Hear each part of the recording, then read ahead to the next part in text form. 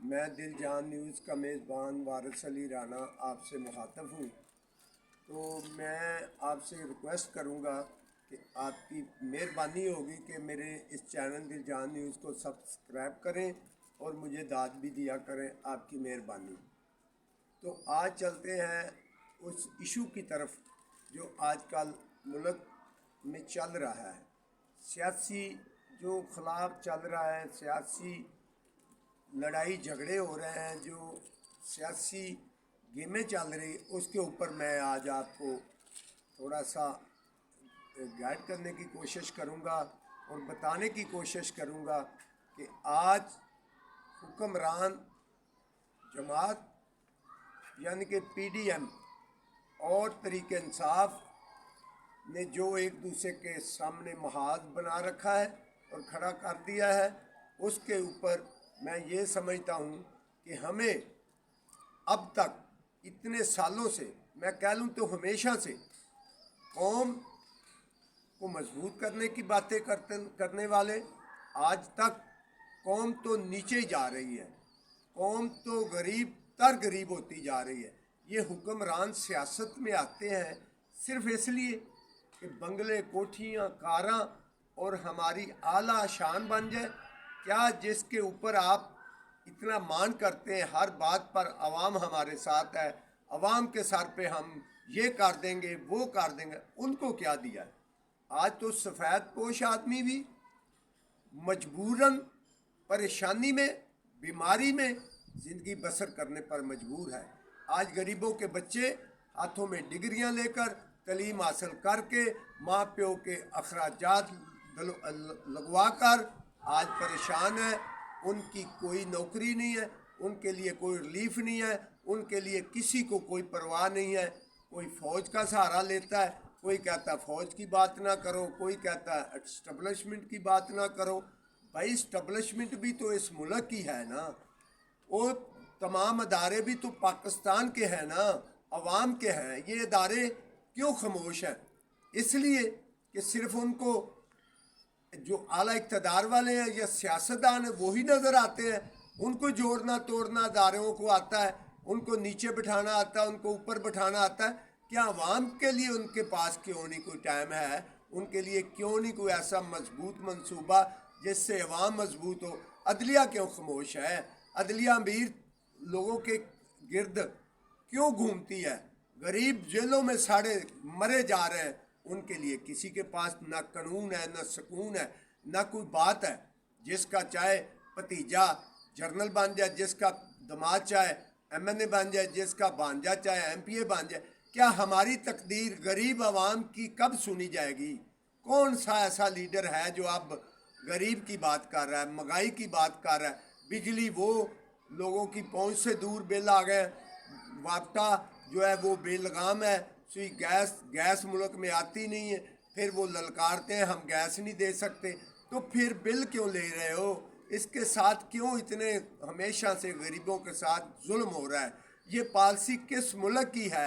کس جمہوریت میں لکھا ہے کہ غریب کو ذلیل خوار کرنا ہے، آٹے سے آوازار کرنا ہے؟ آٹا، دال، گھی، چینی، چاول، غریب کی پہنچ والی سبزیاں، عام چیز جو ہے وہ بھی ان کی پہنچ سے دور ہے۔ غریب کے گھروں میں بچیاں جوان بیٹھی ہیں، شادی نہیں ہو سکتی، اخراجات اتنے ہیں، کھانے نہیں پک رہے۔ کون سا ہے یہ ملک جس میں سلامی لوگ تھے؟ سلام کے لیے یہ ملک بنا، دین کے نام پہ بنا، لا الہ محمد رسول اللہ کے نام پر بنا۔ کیا اس کے اوپر کوئی عمل کر رہا ہے؟ کیا غریبوں کو کوئی ریلیف دے رہا ہے؟ اللہ جانتا ہے جب سے ہم پیدا ہوئے اب تک ضعیف ہونے کو ہیں۔ اب میں کوئی پتہ نہیں چلا ہمیں کہ آج تک ہمارا رہبر کون ہے، ہمیں سہولت دینے والا کون ہے، ہمیں بچانے والا کون ہے۔ یہاں لوگ غریبوں کے بچے جس کے ہاتھوں میں ڈگریاں، نوکری نہ ملنے کی وجہ سے وہ کرمنل بنے جا رہے ہیں، ڈاکو چور بنتے جا رہے ہیں۔ یہ قصور کس کا ہے؟ بچوں کا نہیں، بچیوں کا نہیں، فراڈ کرنے والے لوگوں کا نہیں۔ یہ اوپر جو مسلط ہو جاتے ہیں کوئی بھی ہو، یہ ان کا قصور ہے۔ پھر تھانے بھرے ہوئے ہیں غریبوں کے، پھر پولیس جو بے لگام ہے وہ نہیں رشوت چھوڑتی، وہ انصاف کے لیے لکھتی کچھ نہیں، अदालतें हैं वो नहीं सुनते। किस के लिए ये सारा कुछ है? आज पंजाब और केपी हुकूमत डिज़ाल करने की बात हो रही है। परवेज़ लाई साहब कहते हैं कि आप उसके ख़िलाफ़, बाजवा के ख़िलाफ़, साहब का आर्मी चीफ के ख़िलाफ़ बात ना की जाए। मैं ये हाँ मैं वो हूँ, मेरा मतलब जरदारी और शहबाज शरीफ और कह लें जो शुजा साहब, ये सारे इकट्ठे होकर ये क्या फतेह करना चाहते हैं?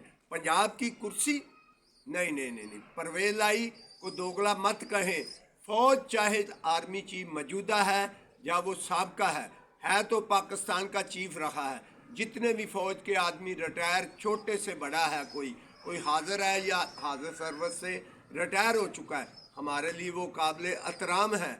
हमें उनकी इज़्ज़त को पमाल नहीं करना चाहिए। अगर वह हम इमरान खान के साथ है तो हम चाहते हैं हक़ की बात की जाए, हक़ की बात की जाए। सलामी मुल्क में हरामी बात ना की जाए, सलाम की रूह से चला जाए, सलाम को मरूज़ खातर रख कर सलाम की बुलंदी को ऊपर ले जाया जाए। आज मस्जिदें वीरान हैं, नमाजी कोई नहीं है, हर बंदा अपनी रोज़ी रोटी को लगा हुआ है। ये कसूर किसका है? ऊपर बैठे चंद 100 टोला पूरी 22 करोड़ 24 करोड़ आवाम के ऊपर ही हैवी है। क्यों? आवाम का हक नहीं है कि उनको सस्ता आटा मिले, सब्जियां सस्ती मिले, तेल सस्ता मिले? ये क्या हो रहा है? पहले खून निचोड़ लिया, फिर उनको ड्रिपें लगा दी। ड्रिपों से ताकत नहीं आती। पहले आपने बिजली के बिलों में, सुई गैस के बिलों में महंगाई की सूरत में लोगों का कचूबर रख दिया है, लोगों को जान निकाल लिया आपने। अब कह रहे हम रिलीफ दे देंगे। जहाँ खरबों रुपये आपने लूटे हैं वहाँ लाखों का रिलीफ देने से क्या होगा? वो गरीब आदमी के घर इतना बिल कि वो अपने बच्चे फरोख्त कर रहा है। तुम्हें इक़्तिदार की पड़ी है, एक कहता मैं कुर्सी पे आ जाऊँ, दूसरा कहता मैं रहूँ। कौन जिम्मेदार है इस कौम का? किसके हाथ में कौम की तकदीर है? मदीने वाला तो आपको कहता है कि गरीब मस्कीन की बात करो, गरीब को ऊपर उठाओ। मदीने वाले ने तो नबी पाक सल्लल्लाहु अलैहि वसल्लम ने कहा था गरीब मस्कीन यतीम बेवा उनका ख्याल करो।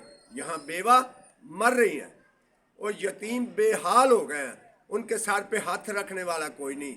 तो ये कैसी सियासत चल रही है इस मुल्क में? मेरी आखिर में खुदा के लिए, खुदा रसूल के वास्ते ये सियासतदानों से मेरी गुजारिश है कि इस मुल्क से सियासत छोड़ दो। ये आप इस काबिल नहीं कि इस कौम को खड़ा कर सकें। आप कोई भी हो, मेरा कोई मामा चाचा नहीं है। मैं सबको कहता हूँ ये सियासत को तौबा कर लो सियासत से। अब इसमें अदलिया का किरदार होना चाहिए। एक हुकूमत बने जो 10 साल के लिए हो, उसमें फ़ौज हो, उसमें जज हो, उसमें दिगर अदारों के ईमानदार लोग, दयानतदार लोग वो हों, तो उसमें कायम हुकूमत की जाए जो 10 साल चले, गरीबों को रिलीफ दें, ये मुल्क को मजबूत करे, ये कौम को मजबूत करे, फिर फ़ौज को मजबूत करे, तमाम दारे मजबूत हों, फिर मुल्क की आवाम जो मजबूत होगी, फिर हुक्मरानों की भी मौजें लगेंगी। मगर ये क्या कर रहे हैं? गरीबों को मरने पर तैयार कर दिया इन्होंने।